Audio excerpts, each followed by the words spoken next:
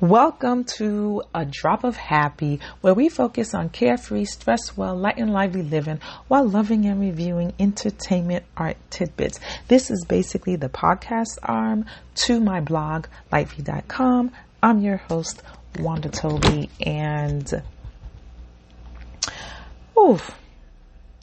I'm doing this because honestly, I had a migraine that kept me up, and I was just up and I didn't know what to do. So I'm like, you know what? Let me write this up. I went and I saw The Little Mermaid, and I know I haven't done a review in a while, and I haven't done a show in a while. And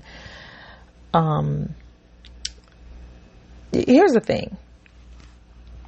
There are a couple things that when I talk about stress management, and that's one of the things that we focus on, stress management and helping you live a light and lively life while using the tools that you've got to get what you want, right?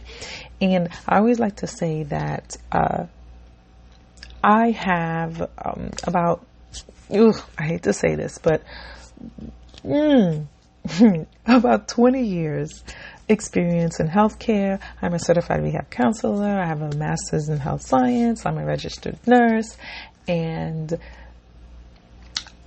I just really enjoy learning about stress and stress management and the holistic aspect of it. So because I love learning about that stuff and I have the experience, I bring to you the things that I learned, but more from the perspective of accessing your creative side and your creative flow, thus the entertainment and art part. But that in no way means that I got my shit together, because I don't. I don't got anything together. I'm trying to implement these tools just like you guys are trying to implement these tools. And one of the things that would make life so much easier, or not easier, but that would make managing stress so much better, because there's no such thing as doing away with stress, but you manage stress to utilize it and to help you get to the next level, right? Consistency, which is like a bad word to me. It's like my 4-letter word, because consistency and I are not the best of friends. And discipline, because I really have self-diagnosed ADHD. So discipline is just like, whoo. So again, there are certain things that I know I should be doing, you know you should be doing, that would make life so much easier. But therein is the challenge, right? Being mindful to do them, staying them on track, being committed, commitment, consistency, all that stuff, right? So that's why y'all haven't heard me and all that good stuff. But I'm going to try to do better. And you can push the restart button, the reset button at any point in time. You can regroup and gather yourself up at any point in time. And trust and believe, I do that regularly, because sometimes I lose focus.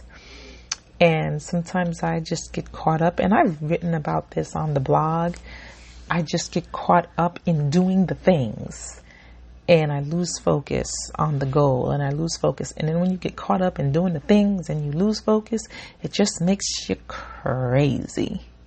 At least me. So I'm resetting again. And I encourage you to reset whenever you want, whenever you feel like you need to. And I probably have to write up another blog on what that means and what that looks like and what actual action steps that you have to take to do that and to reset. So one of the things for me is engaging myself in the things that I love, in the things that brings me joy and things like that. Because sometimes when you get caught up in life, you can move away from those things, right? And you need those things in order to carry on, right? You need those things in order to find value and find joy and things like that. So sometimes I get away from that, and then my stress level rises, which is probably why I'm up with the migraine and things like that. So that is one of the ways. So with that being said, I did, hold on, let me write this down.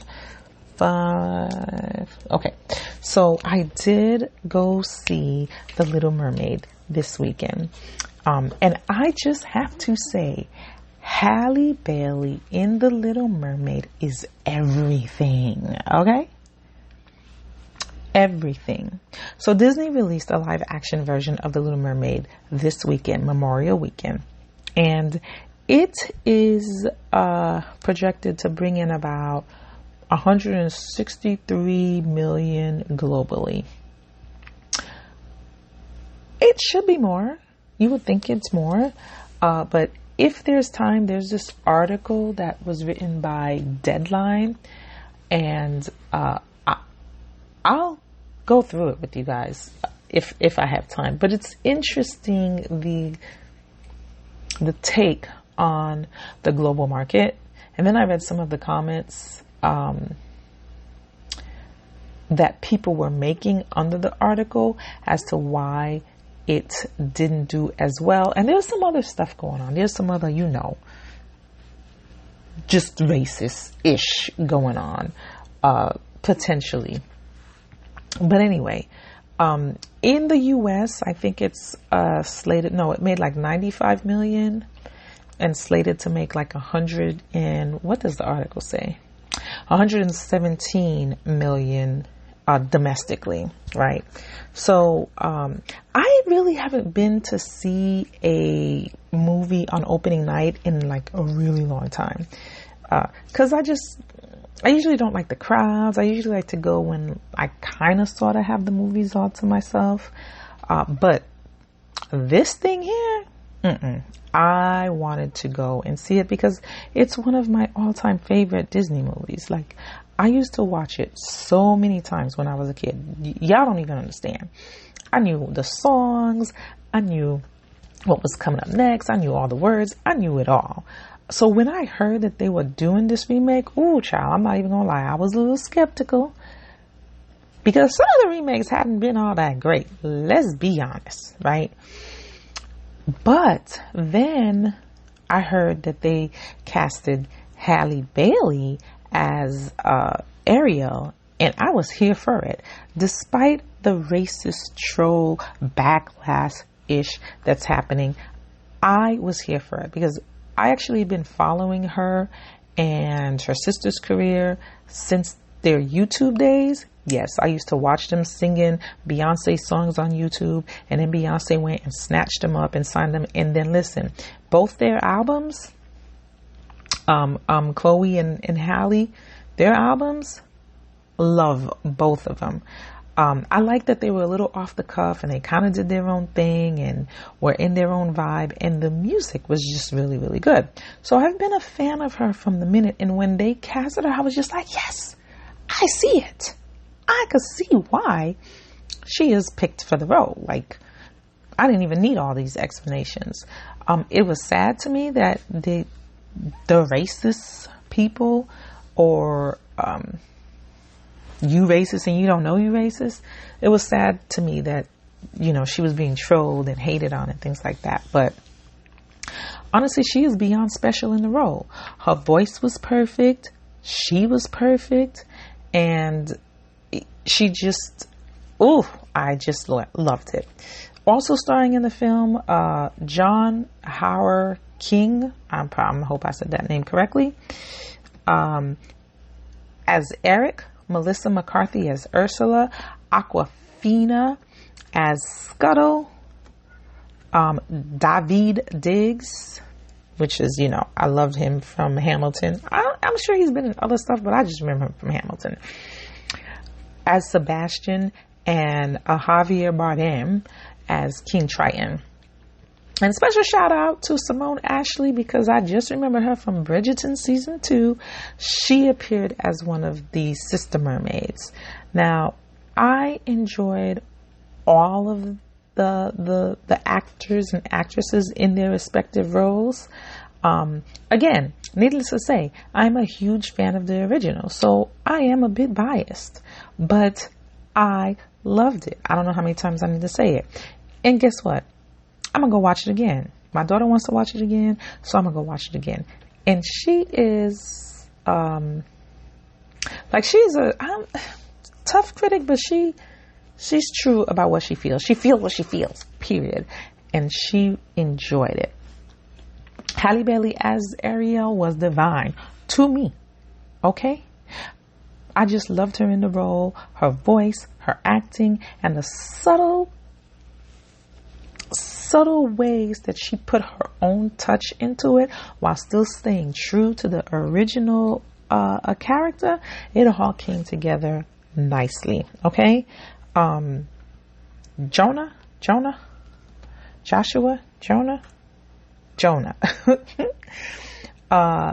Okay. So he was solid as Eric. I'm not going front. The only thing is when he had his little solo, I thought it was a little overacting. A little bit. Okay, it was a lot of overacting. It was giving me Prince Edward from Enchanted. Y'all remember Prince Edward? He was played by James Marsden. Enchanted was with the chick from Arrival. Oh my God, I forget her name.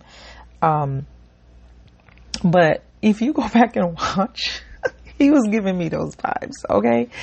For a minute there, but but it's a Disney movie, so maybe it's appropriate. Maybe that's how it's supposed to be.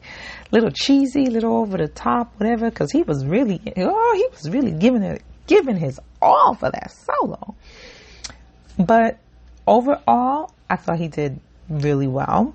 I mean, he was solid. It was nothing to. He just did a good job. Melissa McCarthy as Ursula, man. I enjoyed it more than I thought I would. Again, she took the role, she made it her own, and it was just the right amount of dark and sass that the character called for. And then when I was thinking about it, I'm like, wait, but I liked Ursula as a villain in the original. True? Yes. So I'm glad that it translated. And Melissa McCarthy was able to pull it off. Daveed Diggs as Sebastian, I'm not gonna lie, that took me a little while to warm up to because his accent in the beginning was throwing me off because it was a little off. It was come and go, and I'm like, no, you gotta stay consistent, buddy. You gotta stay consistent. But after a while, I think it wore off and I didn't notice anymore, so it stopped bugging me because he was entertaining. He was entertaining. He was pretty funny. He was enjoyable. And this is the thing when you do remakes, the difficult part is living up to the original version, especially if it was a fan favorite. I'm not going to say a cult favorite, but a fan favorite, because I know so many people who just love The Little Mermaid, and I'm one of them. So sometimes it can be hard, especially translating it into live action. And really, I think he did a great job. And then he did work well with Awkwafina, who played Scuttle. And they had this little, number that was an addition. So there were some songs that, wasn't on the first that's on. So they had this little number that was an addition. And I liked it. It was definitely a little modernized, little rap in action. It was definitely giving me a Hamilton-esque vibes, or should I say Lin-Manuel-esque vibes. But I was here for it. I enjoyed it. And he definitely reminded me of, Daveed definitely reminded me of his character that he played in Hamilton. Now, King Triton, come on. What are you going to say about Javier Bardem's acting? What are you going to say? He's solid. It was good. I think he was just there to round out the cast, honestly. There's nothing I can say about it. I do have to give kudos to, there's so many things, but I do have to give kudos to the writers. because they added in, obviously, the actors and actresses who pulled it off, duh. But the writers, especially now, with the whole writer's strike and stuff, come on, people, they worth their salt, right? They're worth their weight in salt, in gold, whatever the saying is. Because of the little nuances, the little things that they added to modernize it and to, again, help each character or help each actor make the characters their own. Hats off to the writers, because they did a really good job of those slight variations and additions that really, really brought it all together for me. And honestly, I know there was and is still a great deal of hate against this film, or should I say really against Halle Bailey, because she dared to be black and be the best fit for the role, regardless of her color, right? And here's the thing, they always, all right, I don't like to get on a soapbox because this is supposed to be the happy place, but whenever somebody black is selected for something, it's always just because they're black. God forbid we can't be talented, we can't be smart, we can't be whatever. These people who are racist or who racist and don't know they're racist, oh no, I love all people, but I just don't give a, who come with all that BS. Why is it that just because the person is of color, they can't be good enough? That's an internal thing that you have to ask yourself. Why is it you always have to go with, it's just because they're this color that they were selected? They can't genuinely be good. It's just like when homegirl, Ketanji Brown Jackson, when she was selected to the Supreme Court, they was it's just because she black. Meanwhile, she qualified, stacks on stacks on stacks on stacks of qualifications. So the real question is, why do y'all always make it about just because they black and somehow they're not qualified? Okay, I'm going off on a tangent. So let me reel it in. Let me backtrack. Let me not go there, but let me just rewind and say, regardless of all that, regardless of the fact that she was the best for the role and she had the nerves to be talented in all the areas that this role required, overall the film is something that I would think people would aspire to, something that people in this melting pot would love to see. It reminded me of the Cinderella, the Cinderella where Brandy was Cinderella and Whitney was the godmother. That was just a multicultural fest. The prince, I think he was Asian. It was just, and this reminded me of that, because if you paid attention to the sisters, the Mermaid sisters, they were all culturally diverse. There was just the island where Eric, the castle, the kingdom. I don't know why I could think of it. The kingdom where Eric was from, the island, methinks it was a Caribbean island somewhere. But you would think, right, with this melting pot, when they added this multicultural affair, you would think that's what we would aspire to, and we would appreciate that, and we would appreciate seeing all types of folks. But no. Some people got to lead with hate. Neither here nor there. A huge fan, and it gets a 9 out of 10 from me. Maybe when I go back and see it, I might bump that up to a 10 out of 10. But right now it gets a 9 out of 10 because there were some things, a little over-itch much on the CGI, especially when Ursula did her Ursula thing. But I would even say like 9.5 out of 10. But again, I'm going to watch it again and I might bump that up. Again, this is coming from a huge fan. Thoroughly enjoyed it.